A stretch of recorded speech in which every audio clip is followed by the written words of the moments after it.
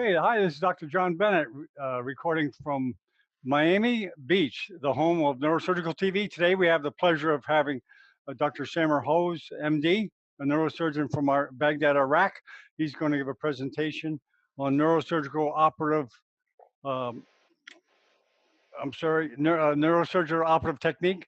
And we have a guest here. Let's introduce him first. Hello, Amir. Hello, everyone. Thank you very much, John, for inviting me to this fascinating webinar. I'm Amir, a medical student from Iran. Welcome, Amir. And we'll have other students and other people come in as we go along. Okay, Samer, welcome. And please, introduce yourself and tell us what you're going to do, and welcome. Thank you. Thank you, John. First of all, I have the pleasure to present again in the Neurosurgical TV, and it was a long time since the last presentation, and I would say hello to Amin Azari. Welcome to the panel. Hello, you. So for this day, I think it's a new start, a new type of presentation, a new type of idea shared. Is about the neurosurgical anatomy, basic topic, critical topic, very important topic. And I think this will be beneficial for medical students interested in neurosurgery, early year of residency in neurosurgery. Late residents will be at the focus for this type of presentation, and especially the young generation neurosurgeon. The idea is how to change anatomy from the book to the surgery. That's the main idea. I'm ready to start the presentation. It's up to you, John.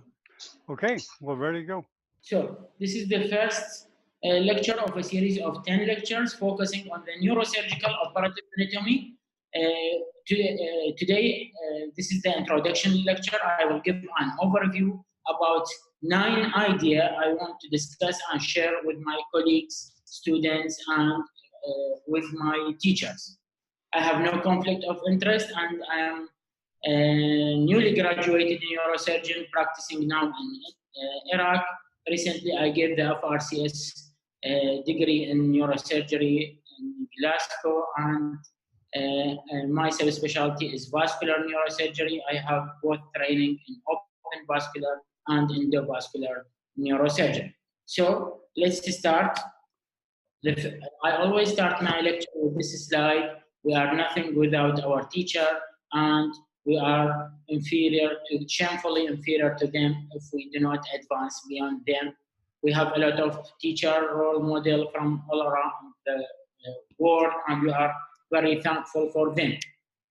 So the neurosurgical operative anatomy, I will put, as I told you, that it's about 9 ideas I want to share and discuss with you. The first and the most important for me is to fill the gap between Snell neuroanatomy and the Roton neuroanatomy. I will discuss each item in detail later. The second is about how to study the operative neuroanatomy in specific, what's the resources and what's the sequence. Upside down operative anatomy, I think it will be interesting. Physioanatomical principle, some short notes. Anatomical variants and association. The colorful and geometrical operative anatomy, that will be an interesting and a new topic. The day before the match, I mean, for sure before the surgery, what to practice, and hemostasis based on the operative anatomical finding. Usually hemostasis is a general principles, but here we will discuss based on anatomy. And finally, the strategic management of intraoperative anatomical disaster. I mean, when disaster occurred due to misknowledge or not knowing well the usual anatomy. So that's the headline of our next 9 lectures, and I will give short notes about each of them, some with some example of cases. So I will not take more than 20 minutes more, I hope so. So first of all, What I mean by filling the gap between Snell neuroanatomy and rotor neuroanatomy, it's just like it's a joke. It's not specific about Snell's neuroanatomy, the book. I mean, how to change from the basic neuroanatomy to the like a Snell's neuroanatomy book to the advanced micro neurosurgical anatomy like the Roton book. That's the change. This is a daily challenge for any neurosurgical resident or surgeon. What to study? Should I study picture like this? Very simple, like even maybe not for neurosurgery, or should I study in the details? We have a gap actually in the literature and book between these two extremes, like the very simple basic anatomy and the advanced operative anatomy. We need to fill the gap. That will be, we will have a new idea about it. I give some example of what I mean by the basic neuroanatomy or the simplified. For me, it's oversimplified neuroanatomy, like demonstrating circle of Willis, like this, or like this, like this. Is that a circle of Willis? It's very simple, actually. Maybe for the medical student, even for the medical student, it's for the first time you want to see a simplified illustration like this, but it's not for actual work, maybe for fun and for memory. Okay, it's okay. But later, we need another step. Some suggest that illustrative medical illustration, it will be the advanced case. Actually, it's not an advanced step, but it's the next step for sure. Still not enough for doing the surgery. Like this is like what we mean by Roton microanatomy. In Roton book, Roton anatomy book and approaches, you will see a picture like this. It's very nice. It's injected in the arterial and venous side. But actually, for you as a surgeon, you will never face a picture like this inside the operation or in the operative field. That's the idea. If you see a patient with this picture, this means that the patient is already dead and this is a cadaver. Do you get the idea? So, is there any way or another way? Yes. Some suggest that doing a 3D sampling, maybe for the patient before the surgery, but it's not a practical one and maybe costly. Some suggest depending more on the radiology, like this MRI show the actual branching for this patient or like this, but it's not easy. For me, it's not an additive stage, but it should be in a combination. I should study Snell, then the illustration, then Roton, then combined with the radiological imaging. This is another example of operative illustrations. It's an advanced step, but still not enough or not satisfactory for you to do the surgery for the next day. And also some example of a fresh cadaver. That's maybe the best picture that you can see before the day of surgery because it's very similar, but it's not always practical to do practice on fresh cadaver. That's my idea about the first topic is about how to progress, how to be in a stepwise fashion. Some people say that I should study only Snell anatomy. Some people suggest it's either Roton or never. And maybe it's up to you, it's your opinion. But I will put my opinion here for discussion that my opinion is to combine all these. For me, if I have a young resident, I will suggest for him to study Snell neuroanatomy for 1 month, then study Roton through the whole training program, maybe 5 years, because Roton not on a daily reading, maybe once a week or twice a week. And with that, you must use operative video, 3D model, illustration, cadaver courses, and even the application like the upsurgeon application. All these will make you a good one in the neuroanatomy. A good neuroanatomist will be a good neurosurgeon. That's a key. Maybe it's a very logic or very easy thing to understand, but it's a critical for those who practicing neurosurgery now they know what I mean by this. Most of, maybe not most, but I can tell that there is a large percent or good percent of neurosurgeons around the world not mastering neuroanatomy perfectly. That's the idea. So I will change to the second topic. It's about how to study the operative neuroanatomy. It will be in lecture 3. We will discuss as a different scheme. I will suggest 2 or 3 schemes to how to study neuroanatomy based on your basics. If your basics good, so I will suggest some books. Otherwise, I will suggest different books. That will be lecture 3 about how to study the operative neuroanatomy, because we have a lot of resources. Topic 3 is an interesting one, is the upside down operative anatomy. Maybe Amir can understand this point. I think it will be new for you, maybe, because when you will be a neurosurgeon in the future, maybe after studying the neuroanatomy, when you get to the operative room, you should flip the anatomy upside down. You know why? Because you will position the patient in this position. So you will face it like the upper part will be the skull and the lower part will be the brain, the opposite to the books. You know, all the books understand the anatomy like an anatomical position, the brain above, the skull below, but in the surgery it will be upside down, the skull will be above, the brain below, because that's usually we use some position with inverted head. That's really challenging and needs some practice. I will give some example. I think it will be interesting. I hope some focus on this. This is an CT angiographic 3D reconstruction of right middle cerebral artery aneurysm. It's a middle cerebral trifurcation aneurysm actually, and this is the usual angio. What we can do 2 points. The first is to search for something that guide me. We call it landmark. Whenever you hear landmark, you will be an oriented surgeon. That's the difference between a regular surgeon, an average surgeon, and advanced surgeon. The difference is by mastering the landmark. So I will get some radiological landmark here to demonstrate it intraoperatively. If you see, it's on the right side.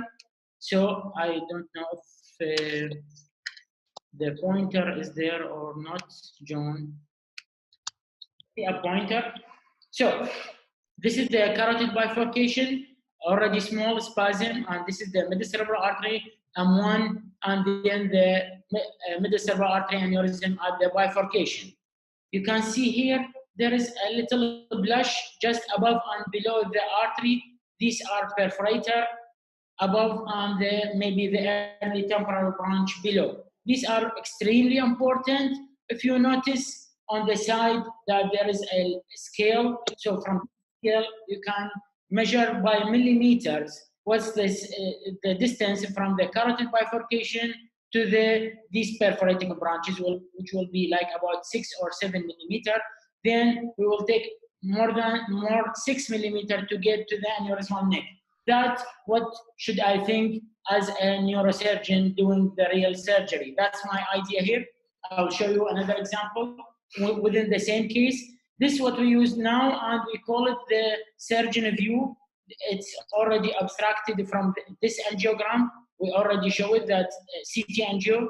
Now we flip the image and we put it only the right side, the side that we are operating on, and you will see when we are going to the surgery, you can recognize this is small spasmic whitish artery. It's the middle cerebral artery, and if you compare it with these perforator both above and below, it's exactly the same. I think this is a good message for me and my colleague, those who attend this lecture or those who will see this lecture later. This is maybe the good planning, that to expect it from the preoperative radiology, then to find it intraoperatively. So this is the middle cerebral artery shown intraoperatively with the 2 perforator, and here more clear image, and these are the perforator just above and below. I think it's clear now, and this is the carotid bifurcation.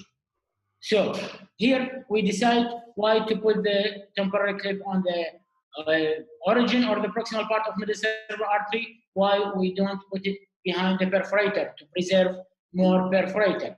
So we think that the next step is temporary clipping on the distal part of M1 instead of the proximal part of M1. And after doing proximal temporary clipping, we do the permanent clipping, then remove the temporary. This is the next step, going back to the anatomy and the planning. In this surgeon view for the same aneurysm, we found one branch above the aneurysm and two branches below the aneurysm.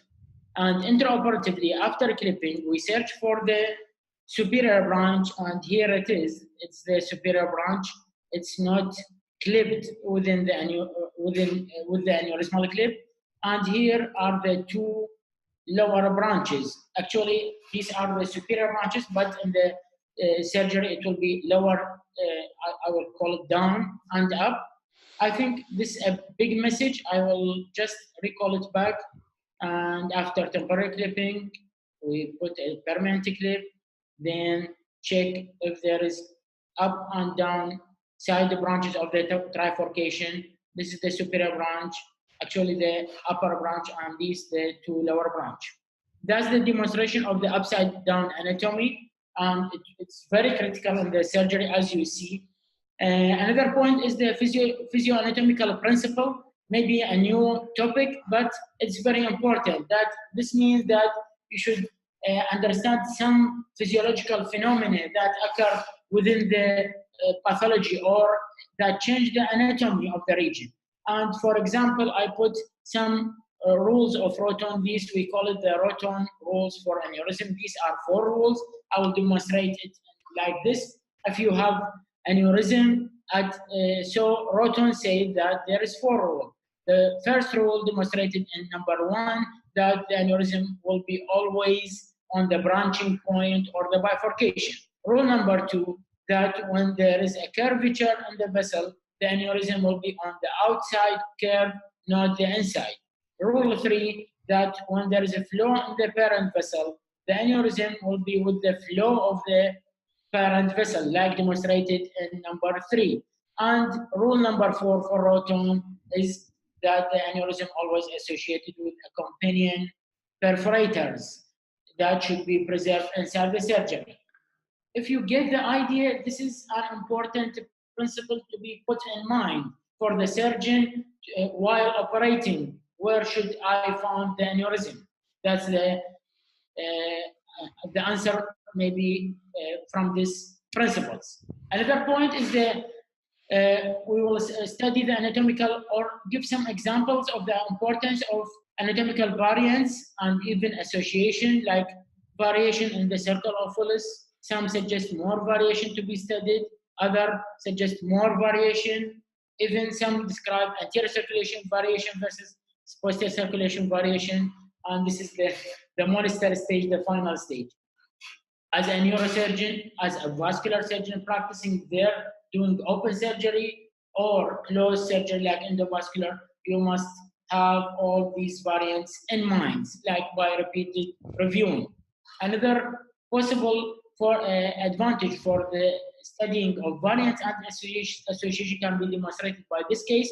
This case, we have a large vessel. For the beginner, it's like a large vessel, longitudinal in the posterior fossa. Someone may describe it like a basilar artery. Okay, basilar artery, what he is doing behind the brainstem, not in the front of the brainstem. So for sure, it's not a basilar artery. It's a large vessel. This with the size of basilar artery, going up to the tentorium and from the cerebellum. So by this, it's difficult one, but when we see that, when we know or see that this case is a brainstem cavernoma, you know that there is a usual association with the brainstem cavernoma, a large vessel just nearby the cavernoma. We call it developmental venous anomaly that drained the normal brain and drained up here to the galenic venous complex and should be preserved in surgery. I think this is a real practice of the importance of association and variance in the surgery. I will shift to the topic number 6 is the colorful or geometrical operative anatomy. Sometimes you don't have landmark. We have only these two structures longitudinal. Everyone that is operating a lot, we know that this yellowish or whitish to yellowish thick structure with a lot of vessel around its typical shape, we're already familiar with shape as optic nerve or the beginning of optic nerve and beginning of optic chiasm. And for sure, anything lateral to it, any structure, it will be the carotid. So this is the chiasm and the carotid. And what are these spaces? Interchiasm. Should I open these membrane? Yes, these are only arachnoid. Go and open it. These are optical carotid triangle. You don't need to open the optical carotid membrane. You will get only to the cilia. And if you are going lateral to the carotid, here you will find the carotid oculomotor, and here at the extreme part, at the right part of the figure, it's the oculomotor nerve, and here, yes, you can open the membrane and it will be liliquist. That's an important idea to get familiar with the cadaveric, fresh cadaver, patient videos, operative video, and by assisting in operation, these will give you the colorful anatomy and the geometrical anatomy. We'll give a lot of examples in the lecture because sometimes it's not as expected. Sometimes the field will be bloody, dark field, a lot of hemostasis, it's unknown. And what's this structure, by the way? Just a small quiz within the lecture. And 1, 2, 3, it's the optic chiasm. You must pick up all the surrounding while doing these surgeries. Principle number 7 is the day before the match. I mean, for sure, before the surgery, what we should do, because the reality is totally different from what's written in the book. Tomorrow, which I mean the day of operation, there will be like this, and you will face an operative field like this. There is no illustration on it. There is no person telling you that the above structure is the optic nerve, be careful. The middle one is the carotid with C, and the above the frontal lobe, below temporal lobe. The X is on the liquid membrane, and just 4 millimeters to the X is the cavernous sinus. Be careful. This is the idea. The day of surgery, you will face a real field, and you must keep a good anatomy in mind to pass this battle. Topic number 8 is the operative contraindication. There is a lot of operative contraindication. Some example is to use sharp dissection, not blunt dissection as demonstrated here, and also to always keep the parent vessel on safe and accessible pathway, especially when doing aneurysm surgery. And I will give some example on this principle, the operative contraindication. And we get to the final topic, is the strategic management of intraoperative anatomical disaster. We already know that there is a lot of intraoperative disaster, but we will focus on the anatomical disaster. I mean, disaster occur due to lack of anatomical knowledge. That's the idea. Or in another way, I will say it that when the anatomy will save you from disaster. That's the idea. I will give some example, or maybe one example for this. This is a case of rupture, spontaneous subarachnoid hemorrhage, ruptured aneurysm. If I ask a person where you expect to be the ruptured aneurysm is, someone could tell me that maybe this or this, the site of anterior communicating artery in the first 2 sections.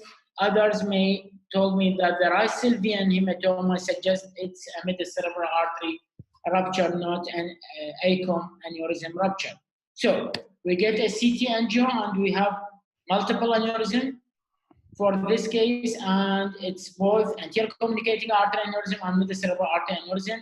For you as a surgeon, which one is ruptured? Anyone can think why? What's the difference? Why should I know which one is ruptured? For sure, if the anterior communicating artery aneurysm is the rupture one, so I should go directly to the carotid to secure the parent vessel. If the midcerebral artery is the rupture one and I wrongly go to the anterior communicating, so I may cause rupture of the MCA by traction of the temporal lobe. So this is the strategic management. I should put a strategy which is the riskier step, which is the safer step, and I should outweigh this. And for sure, you should have the knowledge for that, like this in the Greenberg handbook, dealing with this situation when you have multiple aneurysm on angio for rupture. Which one is the rupture? Actually, with the all 5 answers put in the Greenberg, it is not an answer for my case because both of them the same epicenter of hemorrhage, both of them have no specific spasm, both of them same size, both of them have Murphy T. So I decide, like by experience of some of the pioneer I practice with, he told me that if there is no clue, just go to ACOM if it's anterior circulation, PCOM if it's posterior circulation. So in this case, I go to the ACOM and it was the ruptured aneurysm and the clip it. Then we go to the MCA and the clip it. And it was unruptured. So that's the idea. I hope you get it. And actually, this case is an adult polycystic kidney disease. It's typical with 2 large polycystic kidney. And these type of persons, adult polycystic kidney, they are very common to have aneurysms in the brain, cerebral aneurysms. So these are the general idea. I'm about to finish. These are the 9 topics that I give an overview today, and I will discuss on the next lecture one by one on Sundays, and I hope it will be like just sparking an idea to open discussion. It's not my pure idea and it's a correct idea. I put these points for discussion. We are all learning, and before I finish, I want to share the last achievement of the vascular neurosurgery book, and it was the review of a neurosurgery journal. And in this review, they recommend the book for primary exam of the American Board of Neurosurgery, and also for the subspecialty exam, philo and cerebrovascular and endovascular neurosurgery in the American Board of Neurosurgery. I think it's a new thing that some books from outside the States recommended for the American Board of Neurosurgery. And I'm really thankful for the Journal of Neurosurgery for doing that, but I don't know, but I'm really thankful. As a take-home message, this is William Harvey, the great doctor. I learn anatomy not from books, but from dissections, not from the tents of philosopher, but from the fabric of nature. That's an exact take-home message. And also the Hunter's equation, surgery is anatomy and hemostasis. If you want to be a good neurosurgeon, try to be a perfect or to master your anatomy. We are doing this by standing on the shoulder of giant and by doing it through a teamwork. And thank you. That's the end of presentation.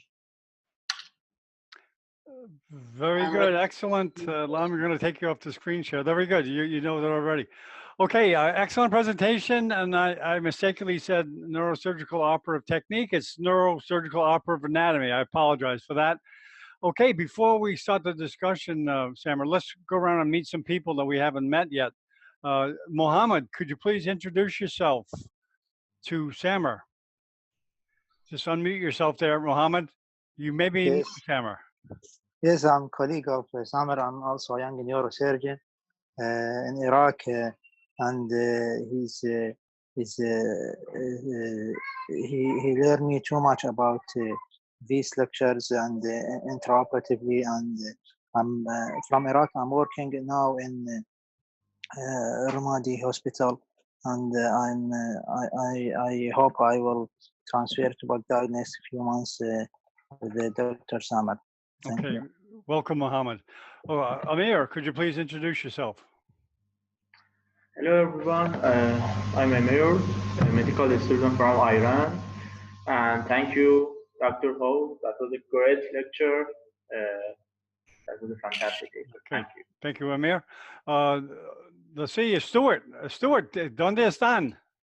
Por favor, please introduce yourself, Stuart. How are you doing? And your colleague also, please.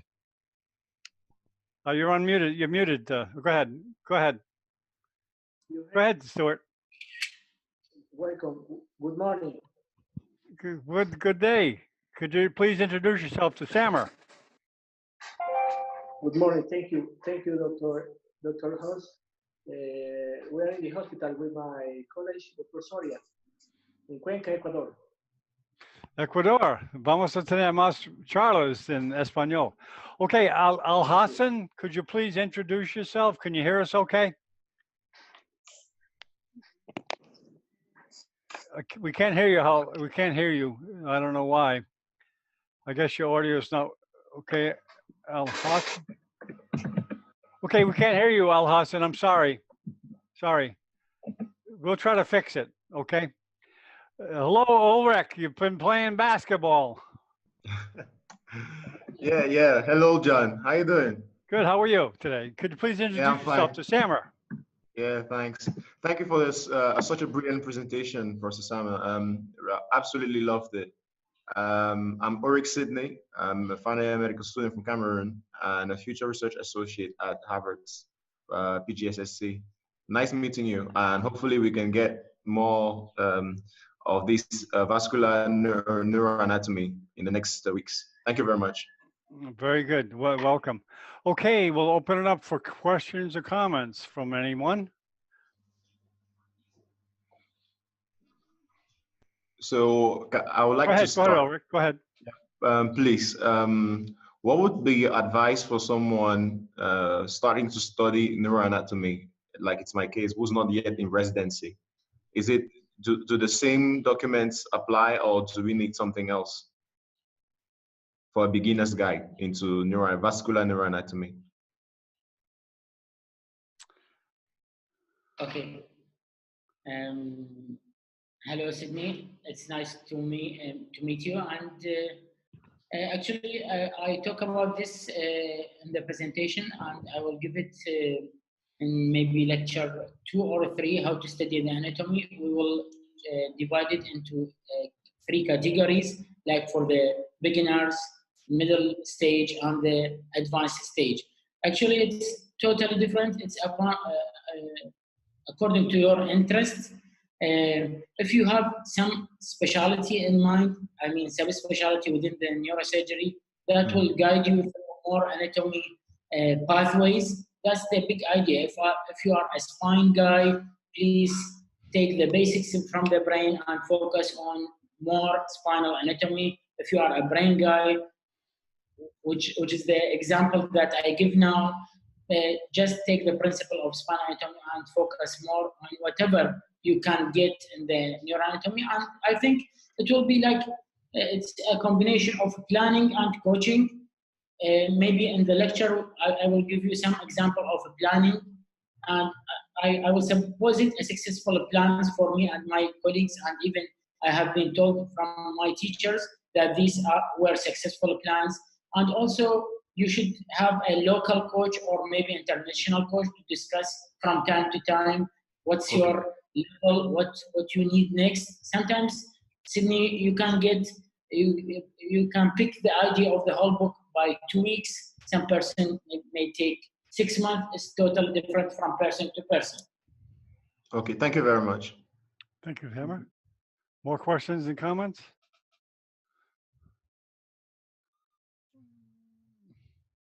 Well, you know, I'm not a neurosurgeon, but neuroanatomy, from being around neurosurgeons, it's so important. And I'm impressed by the way neurosurgeons continue to study neuroanatomy. It's just not something you take in medical school and you know it forever. Do you find yourself brushing up before you go back to every case, or you just only certain cases do you brush up on your neuroanatomy before you go in there to the operating room? Actually, it's up to your level of practice, but a general principle, you must review the operative steps one by one, and you must review the patient-specific anatomy. That's a totally different topic. You must review the radiology, and you can imagine the anatomy, because if I do imaging to the patient, he had a small carotid artery, I should aware of that pre-op, so when I will face it intra-op, it will be like already in my planning on my mind. That's the idea, if you get it. So we have a patient-specific anatomy, we have the general anatomy, and actually if you compare the neuroanatomy that we need now, maybe like to do an aneurysm surgery, with the neuroanatomy that we already have in the college, it's like, I don't know, but 1-2 billion%. It's nothing. Actually, it's nothing. It's like only the topic, like what are the arteries of the brain, anterior cerebral, middle cerebral, posterior cerebral, and that's it. And Roton, they discuss the anterior cerebral like by 5 branches, or middle cerebral by 12 branches. Middle cerebral by 4 parts, and the each part have branches, and each part have specific perforators, and each part have specific territory from the middle cerebral artery only. And the 4th part is not a branch; it's a 12 branch, about 12. Some person have 10, some person have up to 18, and it's these are 12 branches, and each branch has its name, its territory, its variation. Do you get the idea? That's totally different. That's why I start with the first principle, to fill the gap between the the medical student level of anatomy, and the Roton level of anatomy. It's totally different. Did you have the pleasure of meeting Dr. Rokan when he's alive? Did you meet him, Samer, ever? Did you meet Dr. Sorry? Rotan? Did you meet Dr. Rotan when he was alive? Can you hear me? Did you meet him? No, never did? Actually, no. Okay, but yeah, I'm sure you know people that have met him, because I think, 2 or 3 years he died. And we actually tried to do a conference in his honor. But anyways, Yes. but he's the Actually, big authority in anatomy, in neuroanatomy. He's the #1 authority, correct? Yeah. any honest neurosurgeon still studying, I think he's praying for Roton on daily basis. Yeah. Yeah. He made so many illustrations and okay. And this may be, this is a non-neurosurgery question. I'm not a neurosurgeon. Are there certain areas of the brain that are very, very dangerous to go into, and you brush up on your neuroanatomy before you go in there? Is one area of the brain especially you have to really, really know your stuff? Sorry? I'm sorry. Okay, is there one part of the brain that's especially difficult, that you review your neuroanatomy before you go in to that case? Do you know what I mean? Yes, yes. Actually, from eloquency, the whole brain is eloquent, but for us as a neurosurgeon, there is some sacrificable part of the brain, maybe right frontal lobe, some parts of the temporal lobe in specific surgeries, even sacrificable. You can remove the whole part. But some parts are unsacrificable, unforgiving, and when you get to the core, it's more difficult. I think for the aneurysm surgery, it's one of the difficult surgery. Maybe the only surgery that it's more difficult than doing aneurysm surgery is the brainstem surgeries. I think one of the books, the last books included Roton, is with the Spitzler doing the brainstem approaches. I think it's the highest level of using anatomy during surgery. Mm-hmm. Thank you. So the brainstem is the most difficult one. Thank you. Stuart, do you have any comments or questions? Stuart is his associate in Ecuador. You're muted there, Stuart. Let me unmute. Okay, go ahead. No, any questions. Thank you. Really clear the principles of the vascular neurosurgery. Learning about the college. Thank you very much. and I hope the next week be here again.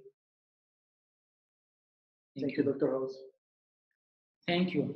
Actually, I think we will share more question and discussion next week, but I think I need, if there is any suggestion or a question or maybe some objections of some topics, I will be more than ready to answer. Someone? Okay, anybody, any more comments or questions before we close? Anybody else? Ahmed Hamid, do you want to meet Samer? Could you please unmute yourself and say hello? Okay. Hello, you hear me? Yes, we can hear you. Okay. Dr. Samer is a great inspiration. He's my friend already. I've been involved in most of his cases that he demonstrated earlier in this presentation. I'm honored to be part of his teams, and we are continuously taking from his massive introduction and commission to his patients and to also to his learning activities and educational activities. And proud to meet you all in this meeting. Very good. Thank you. Welcome, Ahmed, Al Hassan, and Mohammed. These are three Iraqi, actually future neurosurgeon. I think they in 10 years they will be the real future of Iraq. They have a high standard and they are really genius. John, there is some question on the chat about. Okay. Yeah, let me look at that. Samer, you're working extra. I should be doing that. That's my job. Oh, hold on. As usual, when you want the computer to work, it doesn't work. It's amazing. It's amazing. It's amazing. It never happened. Which Never application? happened. Okay, let me go to another screen. Never happened, but you know, you expect these things. Yes, just to the point that someone may be asking about the approaches, and I want to answer that it will be the next series. That's why I put it in the operative anatomy. So if we have another series, it will be like only operation based on this series. That's the idea. Very good. Thank you very much, Samer, and we look forward to the rest of your presentations. And thanks for taking the time. And all the panelists, thank you very much. It's going to be recorded, and we're going to edit it and send it to everybody.